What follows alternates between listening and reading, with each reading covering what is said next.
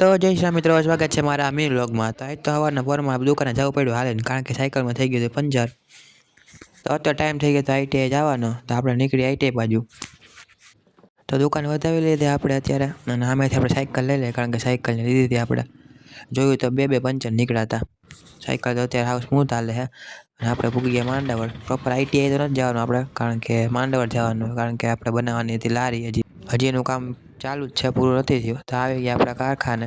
તો આવતા હોય તો આપણે કામે લાગી ગયા, જો કાપવાનું હતું। અત્યારે આવી ગયા આપણે બોર ખાવા હાટો। તો આઈટીઆઈ થોડું મટીરિયલ ઘટ્યું હતું, મટીરિયલ લઈ આવ્યા પાછા આપણે। તો આજે તો આટલી જ આપણે લારી રાખી, બીજું કાલ કરીશું। તો અહીં નવો જો રોડ બની ગયો, લાગે કોક આવવાનું છે।